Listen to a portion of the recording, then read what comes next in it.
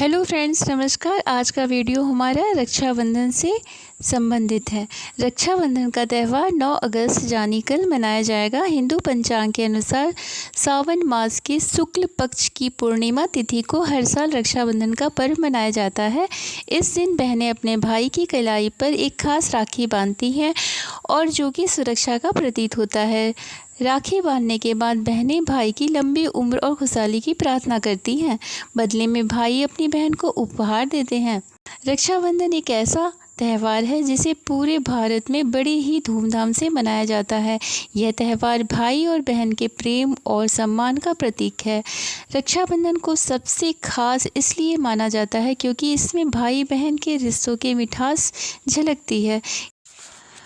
पंचांग के अनुसार रक्षाबंधन की पूर्णिमा तिथि 8 अगस्त यानी आज दोपहर 2:12 पर शुरू होगी और तिथि का समापन 9 अगस्त यानी कल दोपहर 1:24 पर होगा। उदया तिथि के अनुसार रक्षाबंधन इस बार 9 अगस्त 2025 शनिवार यानी कल मनाया जाएगा। आइए जानते हैं रक्षाबंधन पर राखी बांधने का शुभ मुहूर्त क्या है। रक्षाबंधन के दिन यानी 9 अगस्त को राखी बांधने का शुभ मुहूर्त सुबह 5:47 से लेकर दोपहर 1:24 तक रहेगा, जिसकी अवधि 7 घंटे 37 मिनट की रहेगी। आइए जानते हैं रक्षाबंधन का शुभ योग। इस बार रक्षाबंधन पर राखी बांधने के लिए ब्रह्म मुहूर्त मिलेगा, जो कि सुबह 4:22 से लेकर 5:02 तक रहेगा। इसके अलावा अभिजीत मुहूर्त दोपहर 12:17 से लेकर 12:43 तक रहेगा। रक्षाबंधन पूजा विधि।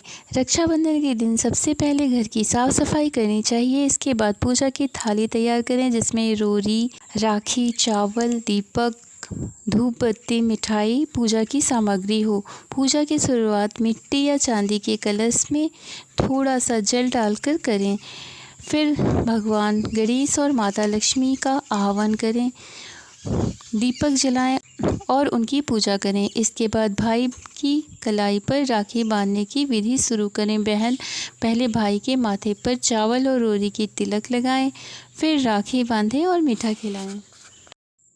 राखी बांधने के बाद बहन भाई की लंबी उम्र की कामना करती है और भाई बहन की रक्षा करने का वचन देता है। बहुत ही सुनहरा रिश्ता है।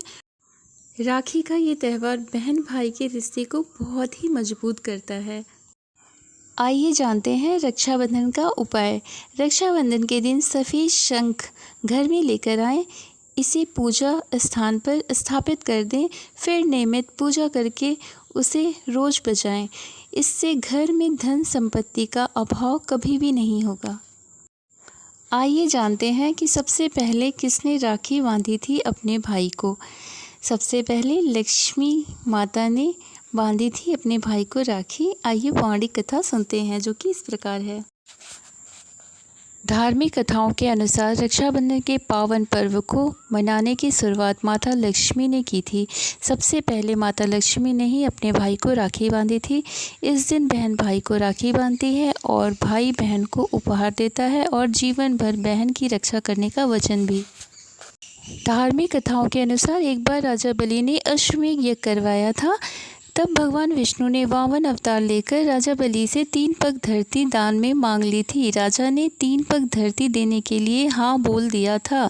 राजा के हाँ बोलते ही भगवान विष्णु ने आकार बड़ा कर लिया और 3 पग में ही पूरी धरती नाप ली और राजा बलि को रहने के लिए पाताल लोक दे दिया।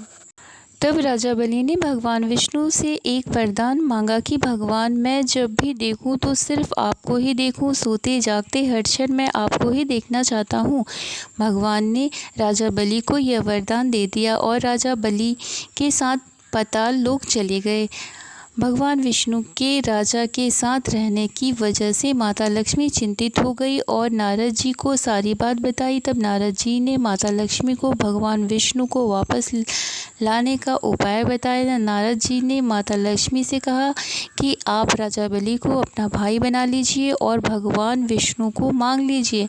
नारद जी की बात सुनकर माता लक्ष्मी राजा बलि के पास भेष बदलकर गई और उनके पास जाते ही रोने लगी। राजा बलि ने जब माता लक्ष्मी को रोने का कारण पूछा तो माँ ने कहा उनका कोई भाई नहीं है, इसलिए वो रो रही हैं। राजा ने माँ की बात सुनकर कहा कि आज से मैं आपका भाई हूँ। माता लक्ष्मी ने तब राजा बलि को राखी बांधी और उसके भगवान विष्णु को मांग लिया। ऐसा माना जाता है तभी से भाई बहन का यह पर्व मनाया जाता है। आइए रक्षाबंधन की दूसरी कथा सुनते हैं। एक बार देव और दानव में युद्ध शुरू हो गया। युद्ध में देवता पर दानव हावी होने लगे। यह देखकर इंद्र देव घबरा गए और बृहस्पति के पास गए। इसके विषय में जब इंद्राणी को पता चला तो उन्होंने रेशम का धागा मंत्रों की शक्ति से पवित्र कर इसे अपने पति के हाथ में बांध दिया। जिस दिन यह कार्य किया गया उस दिन सावन पूर्णिमा का दिन था। उसी दिन से ही श्रावण पूर्णिमा के दिन यहाँ धागा बांधने की प्रथा चली आ रही है। आइए जानते हैं रक्षाबंधन की तीसरी कहानी। रक्षाबंधन का ऐतिहासिक आधार बात उस समय की है जब राजपूतों और मुगलों की लड़ाई चल रही थी। उस समय चित्तौड़ के महाराजा की विधवा रानी कर्णवती ने अपने राजा की रक्षा के लिए हुमायूं को राखी भेजी थी। हुमायूं ने भी उस राखी की लाज रखी और स्नेह दिखाते हुए उसने तुरंत अपनी सेना वापस बुला ली। इस ऐतिहासिक घटना ने भाई बहन के प्यार को मजबूती प्रदान की। इस घटना की याद में भी रक्षाबंधन का पर्व मनाया जाता है। आइए जानते हैं रक्षाबंधन की चौथी कहानी।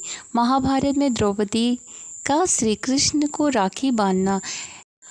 राखी का यह पर्व पुराणों से होता हुआ महाभारत अर्थात द्वापर युग में गया और आज आधुनिक काल में भी इस पर्व का महत्व कम नहीं हुआ। राखी से जुड़ा हुआ एक प्रसंग महाभारत में भी पाया जाता है। प्रसंग इस प्रकार का है।